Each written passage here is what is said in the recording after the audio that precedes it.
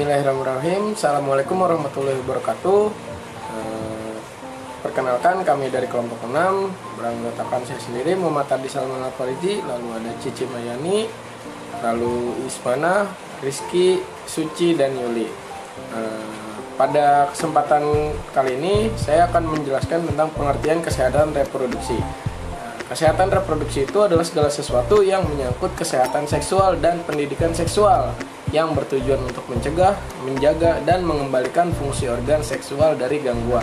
Padahal kalau dilihat dari definisinya, ada hubungan antara pasangan bahwa kespro itu adalah hubungan bersama, bukan hanya perempuan. Nah, menjaga kesehatan reproduksi juga adalah hal yang sangat penting, terutama bagi remaja. Sebab masa remaja adalah waktu terbaik untuk membangun kebiasaan baik menjaga kebersihan dan bisa menjadi aset dalam jangka panjang. Nah, menurut Organisasi Kesehatan Dunia atau WHO, remaja adalah orang yang berusia 12 hingga 24 tahun. Masa remaja juga merupakan peralihan dari kanak-kanak menjadi dewasa. Artinya, proses pengenalan dan pengetahuan kesehatan reproduksi sebenarnya sudah dimulai dari masa ini. Secara sederhana, reproduksi juga berasal dari kata re yang berarti kembali, dan produksi yang artinya membuat atau menghasilkan. Di Indonesia, hak-hak reproduksi ini diakui sebagaimana tertuang dalam undang-undang. Yang pertama, Undang-Undang Nomor 39 Tahun 1999 tentang Hak Asasi Manusia. Yang kedua, Undang-Undang Nomor 10 Tahun 1992 tentang Perkembangan Kependudukan dan Pembangunan Keluarga Sejahtera. Dan yang ketiga, Undang-Undang Nomor 23 Tahun 2002 tentang Perlindungan Anak. Dalam Peraturan Presiden Republik Indonesia atau Kepres Nomor 7 Tahun 2005 tentang Rencana Pembangunan Jangka Menengah atau RPJM tahun 2005 sampai 2009 dinyatakan bahwa salah satu arah RPJM atau Rencana Pembangunan Jangka Menengah adalah meningkatkan kualitas kesehatan reproduksi remaja. Hal ini memberikan kerangka legal terhadap jaminan pengakuan dan pemenuhan hak reproduksi remaja di Indonesia. Terdapat 12 hak-hak reproduksi yang dirumuskan oleh International Planned Parenthood Federation atau IPPF pada tahun 1996, yaitu yang pertama, hak untuk hidup, di mana setiap perempuan mempunyai hak untuk bebas dari resiko kematian karena kehamilan.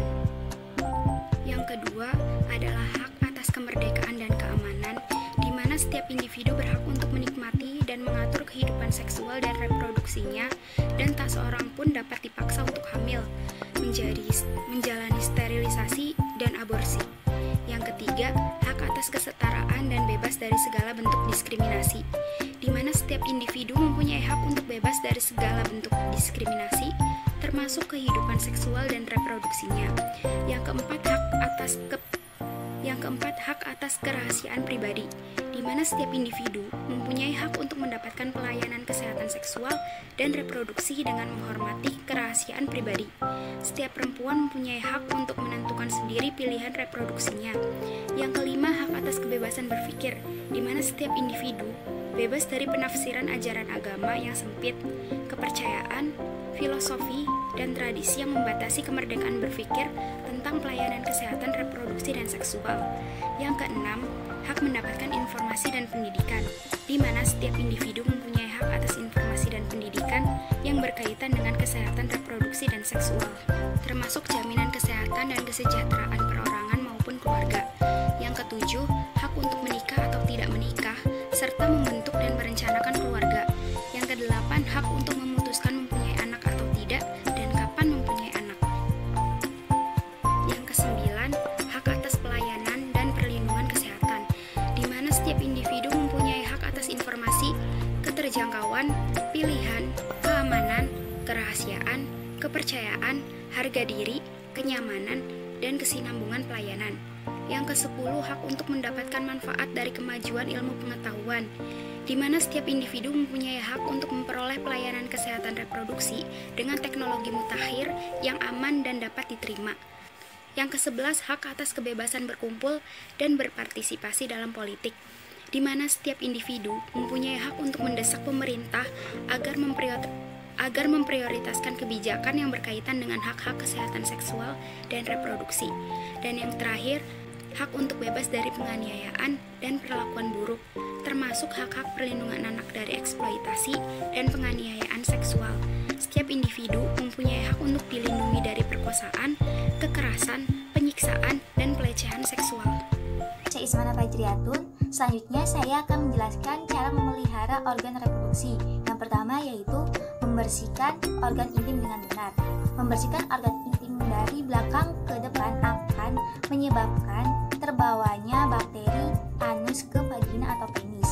Nah, ini yang menyebabkan terjadinya infeksi. Yang kedua yaitu mengganti celana dalam. Jika malas mengganti celana dalam akan menimbulkan gatal-gatal dan terdapat jamur. Untuk mengganti celana dalam ini sehari 2 kali.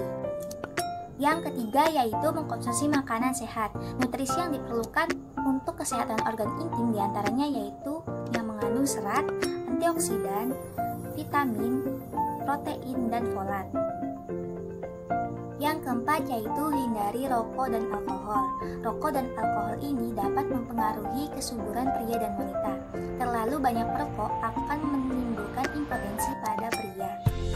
Yang kelima yaitu rajin check up ke dokter. Hal ini untuk menghindari penyakit yang mungkin menyebabkan penyakit infertilisasi seperti endometriosis pada wanita dan infeksi testis pada pria. Saya Rizky Permatasari akan melanjutkan materi selanjutnya yaitu pubertas pada remaja. Pubertas itu terjadi pada laki-laki maupun perempuan. Untuk laki-laki itu ditandai dengan adanya mimpi basah, sedangkan untuk perempuan ditandai dengan menstruasi. Pubertas pada seseorang adalah seseorang tersebut mengalami perubahan fisik, psikis, dan pematangan fungsi seksual. Artinya semua hormon dan organ-organ atau alat reproduksi lainnya itu mengalami perubahan lebih matang, kemudian psikis atau pola pikirnya juga lebih dewasa. Karakteristik atau ciri-ciri pubertas pada wanita itu diantaranya terjadi lebih dini atau lebih cepat, yaitu kisaran antara 10 sampai 12 tahun. Kemudian payudara itu semakin membesar hingga dewasa, berkeringat banyak, tumbuhnya jerawat, tumbuhnya kumis tipis, lalu pinggul membesar sedangkan pinggang umumnya mengecil dan terjadinya menstruasi. Selain itu, rambut di ketiak dan organ seksual itu semakin lebat dan mengalami keputihan.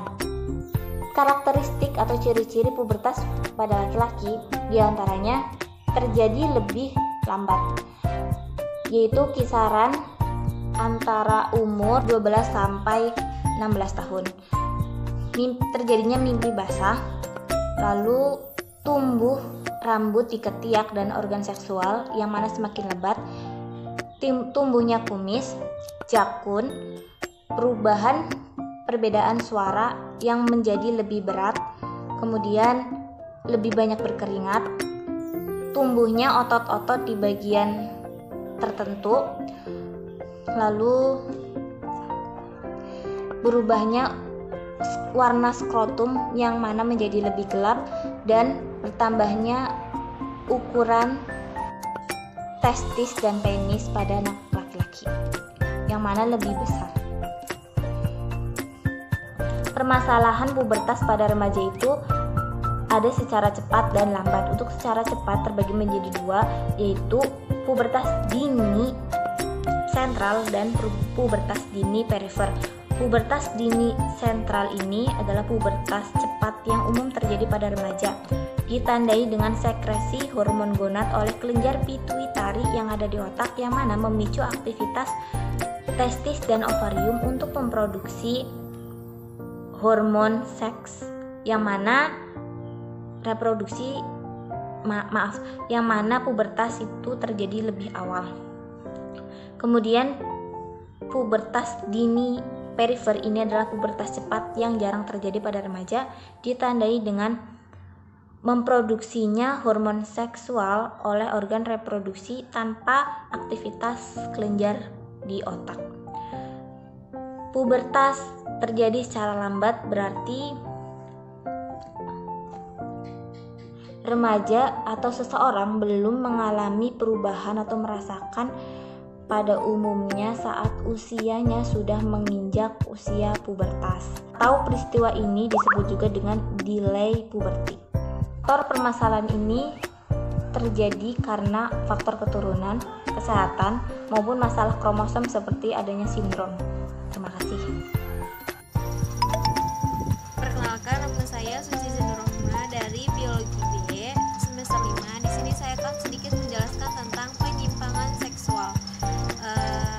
Apa itu penyimpangan seksual?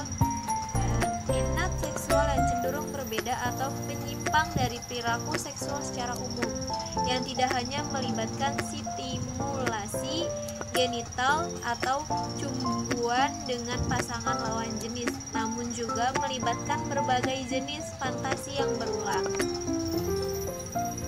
Jenis penyimpangan seksual yang pertama, eksibisionisme, yang kedua, fetisisme, yang ketiga, froteurisme, yang keempat, pedofilia, yang kelima, masokisme dan sadisme, yang kelima, transvestisme,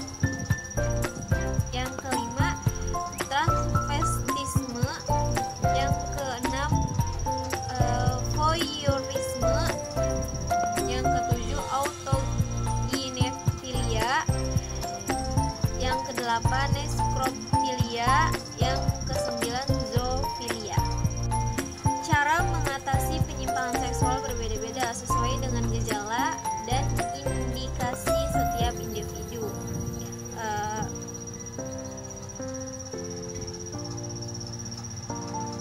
Penelitian terkait penyembuhan penyimpangan seksual difokuskan pada penelitian perilaku pedofilia, karena pedofilia itu adalah jenis penyimpangan yang paling membahayakan.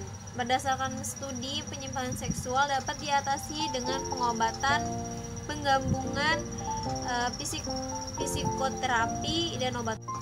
Terapi yang paling tepat adalah terapi perilaku kognitif untuk pelaku pedofilia dengan cara mengembangkan empati untuk korban dan pengendalian impuls seksual.